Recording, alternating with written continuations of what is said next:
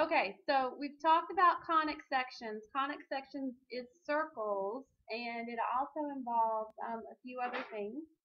It is going to involve what most of us have called in our past lives as ovals or ellipses, and it also involves hyperbolas, which a lot of us have not worked with, and it's going to involve parabolas in a little different way than what we've looked at them before. And so we are going to look at ellipses today.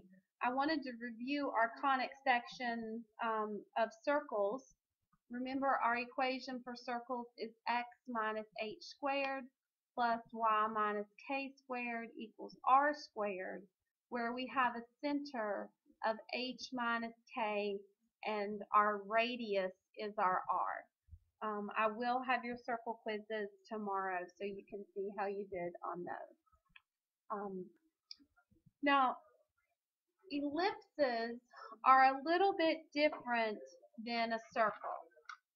An ellipse is different because it can be oriented either horizontally. Cody, class isn't over. Cody. Oh, he's not in here. He's this afternoon, sorry.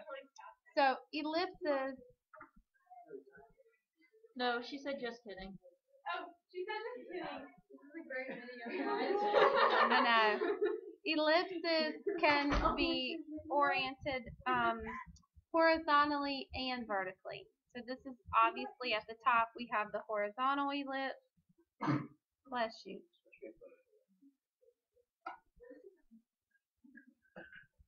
And then down here we have vertical.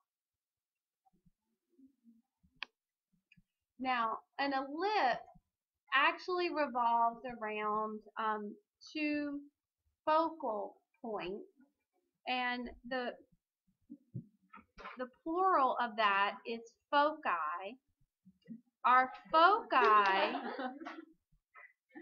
on the horizontal ellipse are going to be right here, and the foci on the vertical ellipse are going to be here. We can write F plus. One of them is a focus.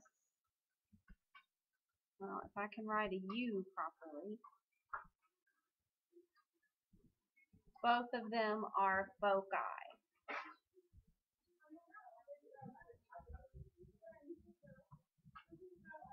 It's for both. Now, we have a relationship where we have these coordinates. The coordinates at the end of the longer side of the horizontal ellipse are going to be your vertices, or your vertex if it's singular. We're going to use the variable a to represent your vertex, and this would be negative a, comma 0. This is your vertex.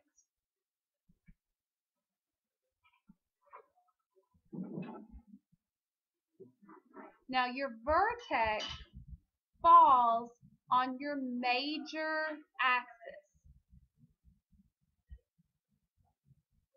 And obviously it's called your major axis because of what? It's on the longer of the two, right? It's longer, and so that's your major axis. And the vertex is going to fall on the major axis. Guys, I'm making a video of this, so don't worry, you can watch it tonight, all right? So then we are going to have your center, and for this particular ellipse, your center is at 0, 0. We then are going to have your minor axis,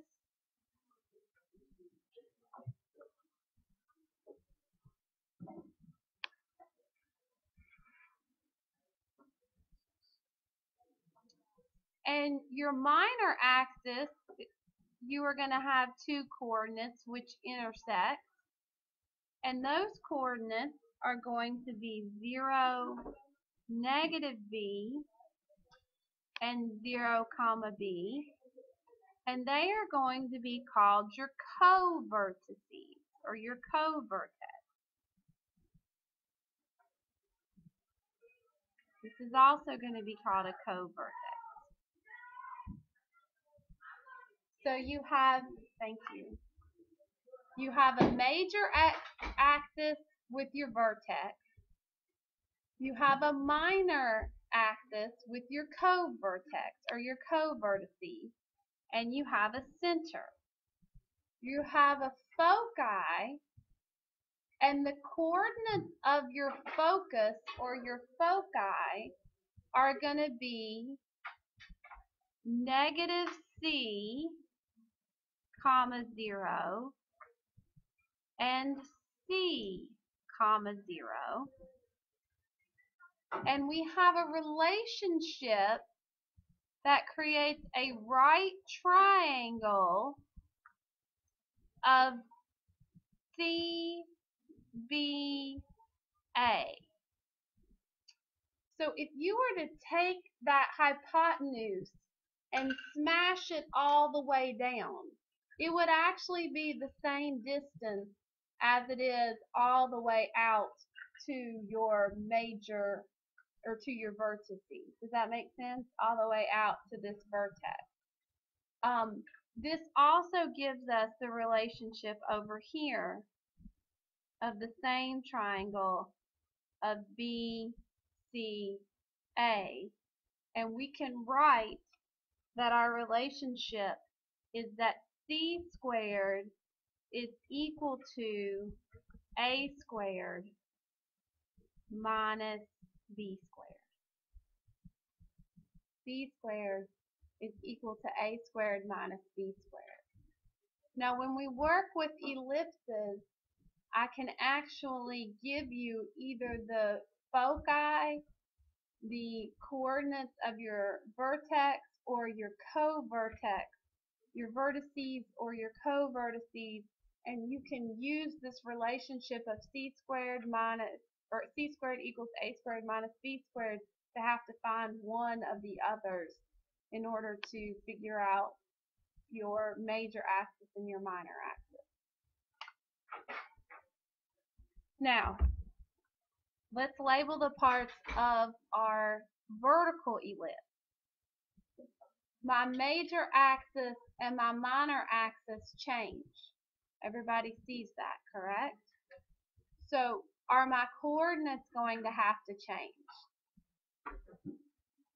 What letter goes with the major axis? Well, your focus goes with, you're right, the C goes with the focus. So my foci are going to be, instead of being C, comma 0 and negative C, comma 0, what are they going to be now? What would we label them? They're going to be 0, comma C and 0, comma negative C. Your foci are going to change to 0, comma C and 0, comma negative C. But what about for my major axis? What are these points going to be? Here they were A, comma 0 and negative A, comma 0. What are they going to turn into? 0, comma A and 0, comma negative A. Very good.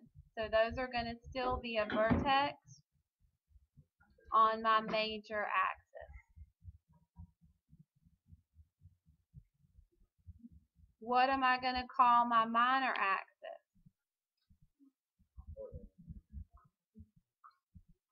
I'm going to use B for my minor axis. So those are going to be B, comma 0 and negative B, comma 0. Everybody see how that works? And so it's going to be a co-vertex now on my minor axis. Where's my center at? Still at 0, 0. For this particular ellipse, I still have a center at 0, 0.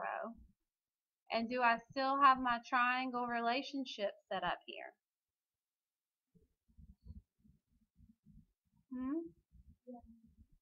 This relationship here is out how far? B. This is up to C, and this has got to be A. Okay? And then this is down to C, and then out to A, and then B. Okay, so we still have that right triangle relationship. That C squared equals A squared minus B squared. We still have that triangle relationship with our vertical ellipse. Now, we have 1 minute left in class, so I'm going to stop here, and I'm going to make another video that will explain the equations that you all need. If you came in late, you're going to want to write down your description of all of the parts of your ellipses, and then you're also going to want to watch the description of your equations and how to write the equation, or how I've got some ellipses and how to write just the basic equation of an ellipse. That's your homework, is to watch the 2 videos. Can we do it where your headset? Have a great day.